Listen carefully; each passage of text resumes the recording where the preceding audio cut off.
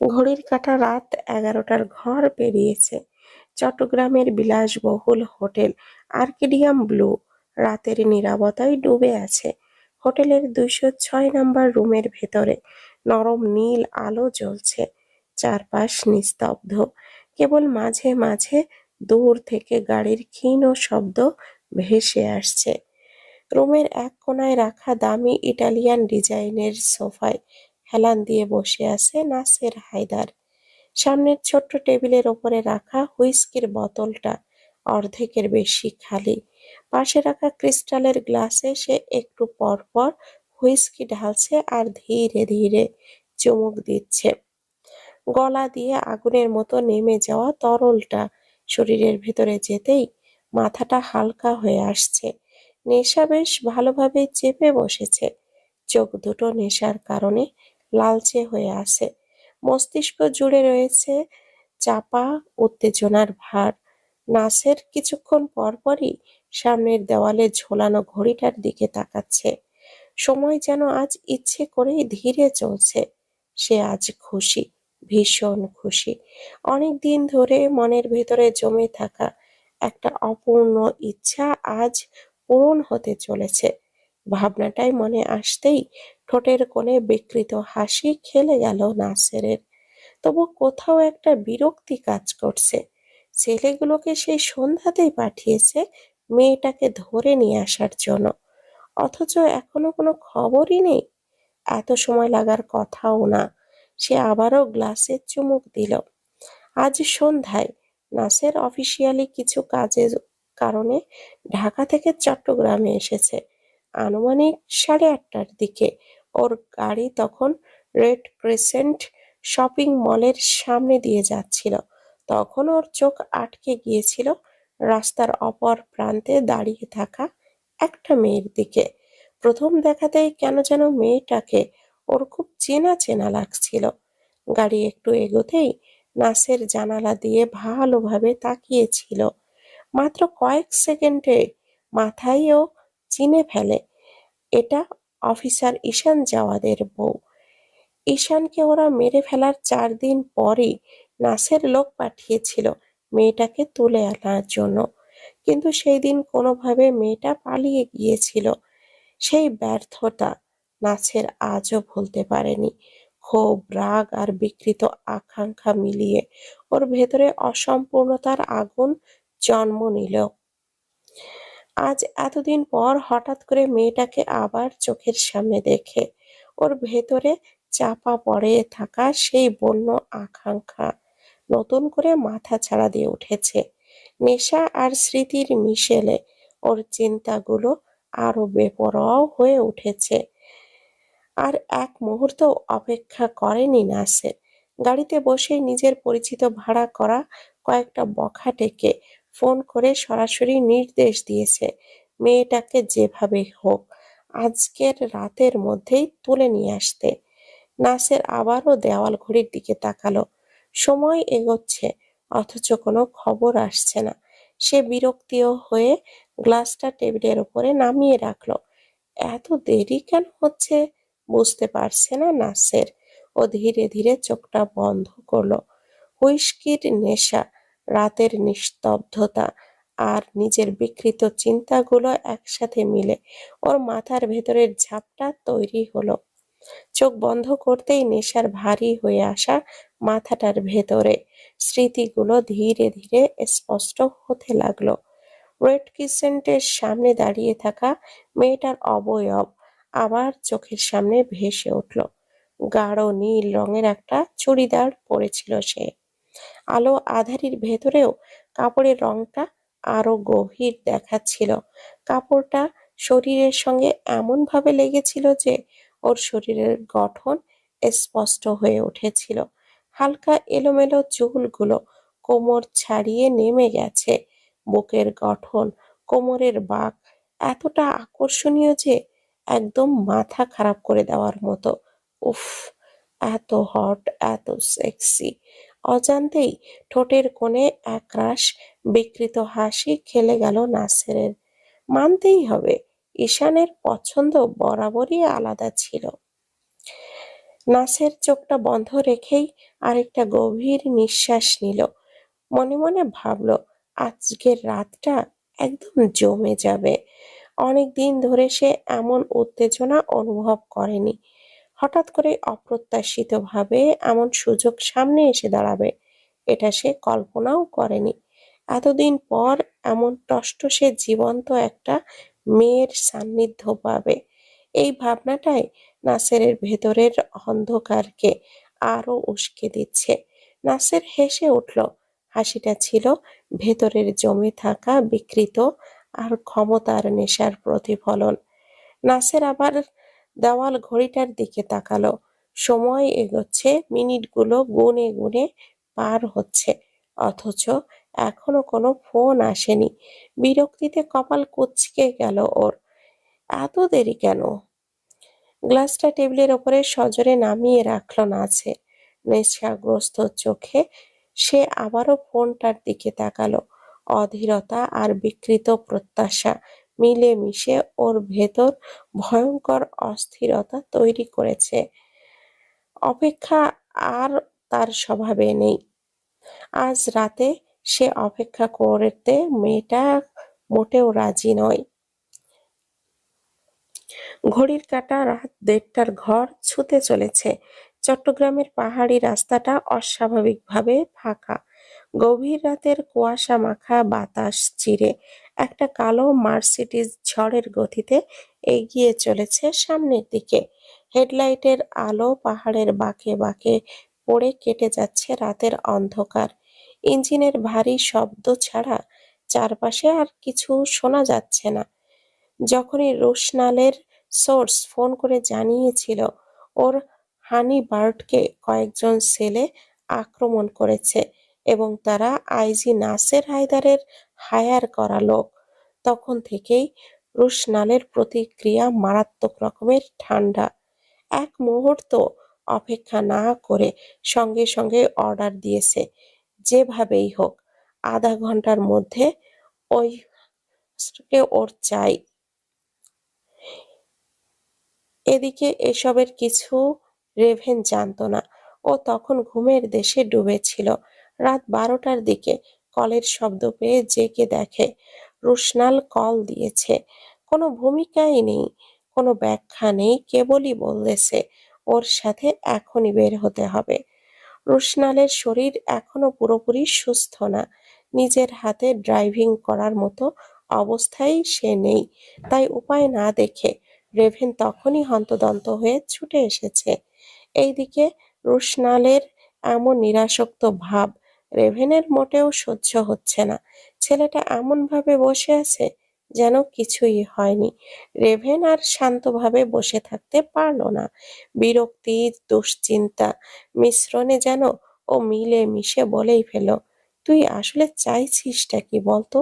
ভাবিকে যখন এতই ভালোবাসিস তখন নিজের কাছেই এনে রাখলেই তো পারিস। অযথা এত টেনশনে পড়তে হতো না। আর আমাকে রাত বিরাতে কাঁচা ঘুম ভেঙে দৌড়ে আসতে হতো না। রুশনাল কোনো জবাব দিল না। ও জানালার বাইরে তাকিয়ে রইল, যেন কথাগুলো ওর কানে যায়নি। এদিকে রেভেন এখনো পুরো বিষয়টা হজম করতে পারেনি। মধু যে জাওয়াদের বউ, এটা ও জেনেছে ঘন্টা খানেক পূর্বে। বিষয়টা জানার পর ও প্রচন্ড রকম অবাক হয়েছিল। বলা যায় একরকম শকের মধ্যেই ছিল। পরে অবশ্য রাগও দেখিয়েছে বন্ধুর ওপর। বিয়ে করেছে, অথচ একবারও জানায়ওনি।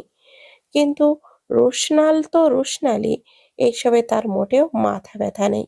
উল্টো নির্লিপ্ত গলায় জানিয়ে দিয়েছে, সময় হলে এমনিতে জেনে যেতিস।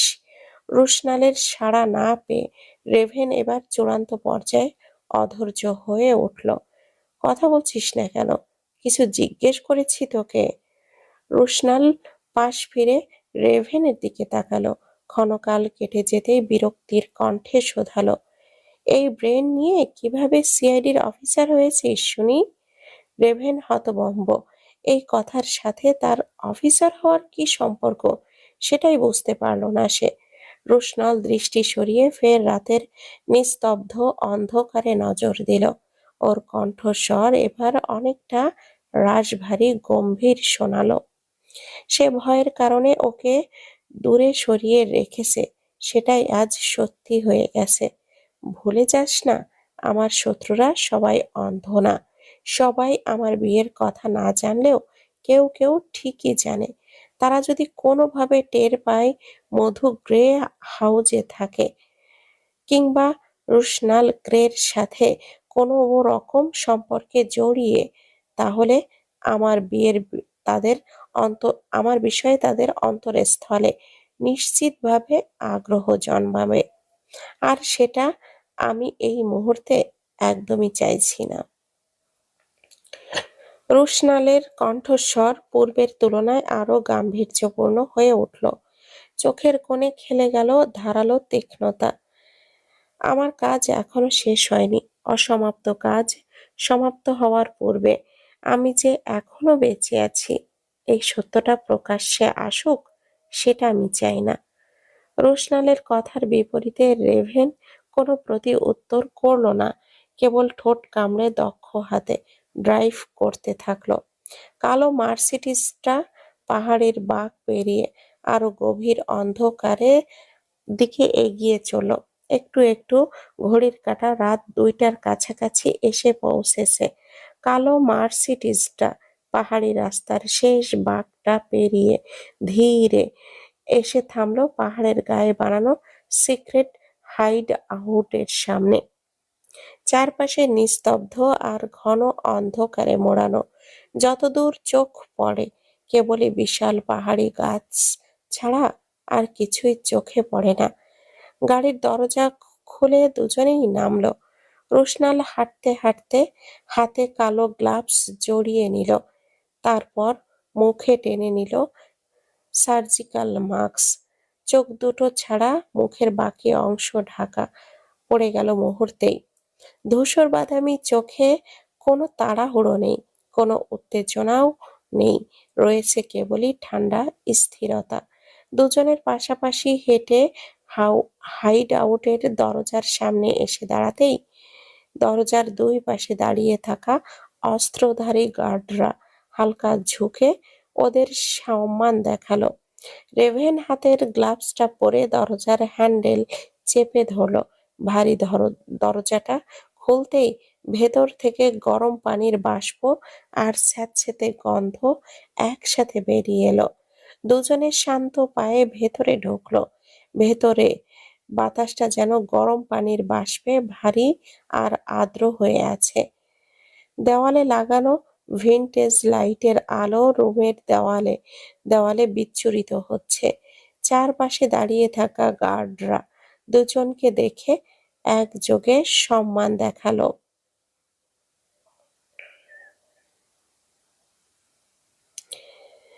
ঘড়ির কাঁটা ঘরের এক কোণে ঘরে ঘরের এক কোণে বিশাল একটা ড্রামের ভেতরে পানি ফোটানো হচ্ছে। শস শস শব্দ করে পানি টগবগ করে উঠছে। ড্রামের ঠিক পাশেই একটা চেয়ারে শক্ত করে বাঁধা অবস্থায় আছে নাসের হায়দার। শরীরের বিভিন্ন অংশ থেকে রক্ত ঝরছে। পরনের জামা কাপড় এলোমেলো, চোখ মুখ ফুলে লাল হয়ে গেছে। অতিরিক্ত মারধরের কারণে শরীর ঠিকমতো সাড়া দিচ্ছে না। মাথা নিচু, নিঃশ্বাসের গতি অনিয়মিত। রোশনাল এগিয়ে গিয়ে ঘরের এক কোণায় রাখা সিঙ্গেল ইটালিয়ান চেয়ারে বসে বসল। পা ক্রস করে বসে আরাম করে চেয়ারে হেলান দিল। রেভেন গিয়ে নাসেরের সামনে রাখা চেয়ারটায় যেয়ে বসল। চেয়ারের শব্দে নাসের নড়ে চড়ে উঠল। ও মাথা তুলে ঝাপসা চোখে সামনে তাকালো। মুহূর্তেই ওর চোখ দুটো ছানা বড়া হয়ে গেল। বিস্ময়ে বাকরুদ্ধ হয়ে গেল সে। মাথার ভেতর হাজারটা প্রশ্ন একসাথে এসে ধাক্কা খেল। এর মানে কি? রেভেন এখানে? তাহলে কি রেভেনই ওকে এখানে তুলে এনেছে? ক্ষণকাল কেটে যেতেই ওর বিস্ময় ভাব দখল করে সেখানে জায়গা করে নিল তীব্র ক্রোধের আগুন। ও রাগান্বিত কণ্ঠে হিসিয়ে শুধালো, তুই তুই আমাকে এখানে তুলে এনেছিস? তোর এত বড় সাহস কোথা থেকে হলো? রেভেন ঠোঁটের কোণে ক্ষীণ হাসি টানল। সেই হাসিতে কোনো উষ্ণতা নেই, রয়েছে ঠান্ডা বিদ্রুপ।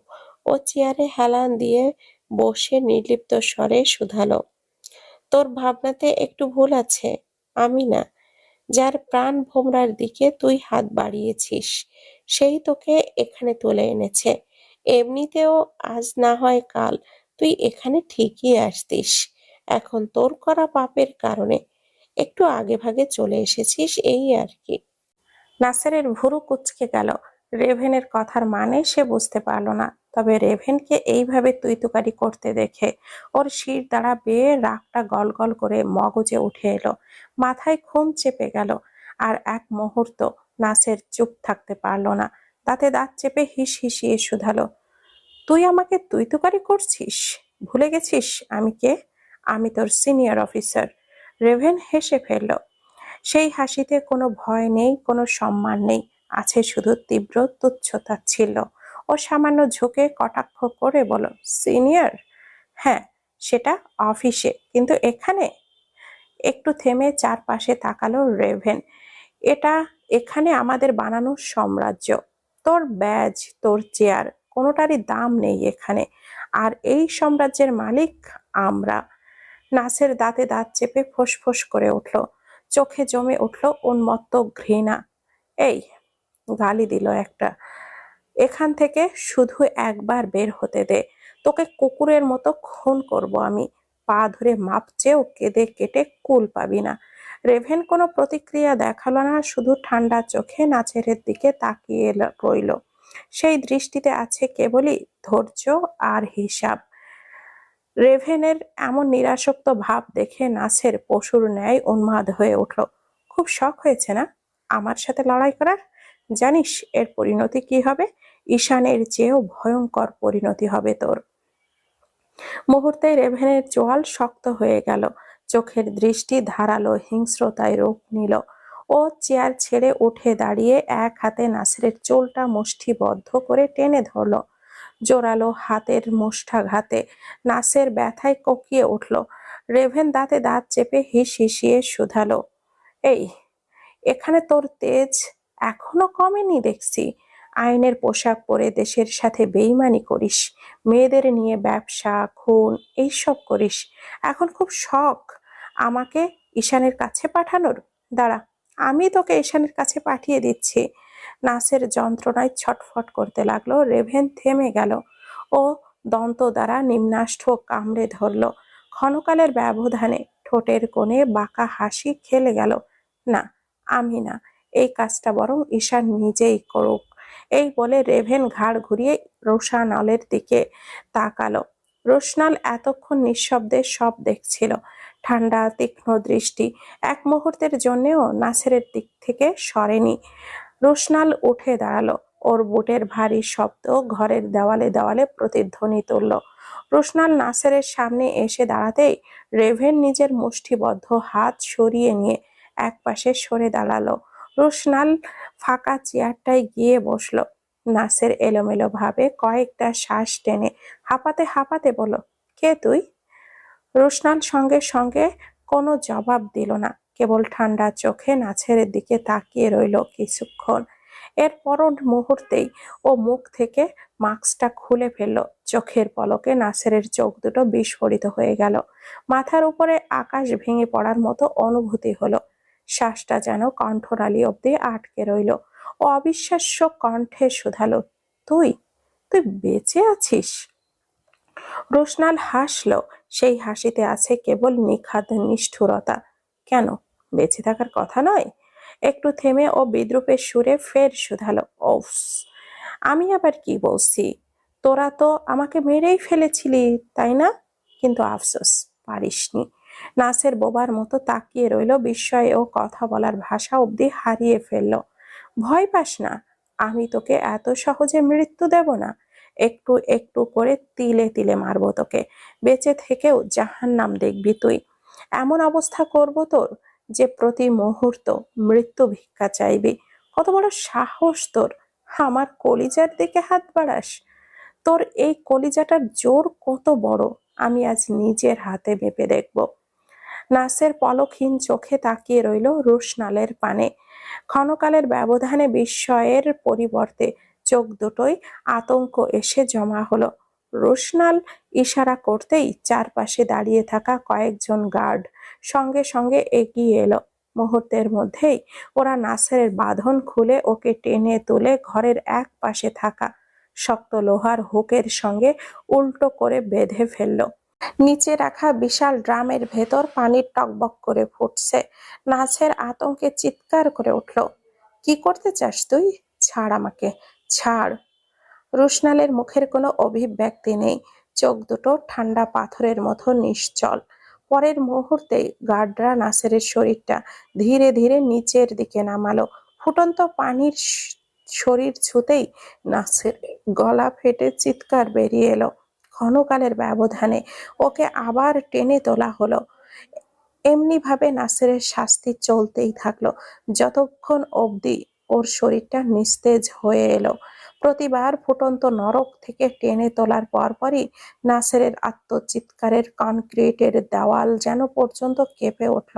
শরীরের প্রতিটি কোষ বিদ্রোহ করে উঠল, কণ্ঠস্বর কর্কশ হয়ে উঠল।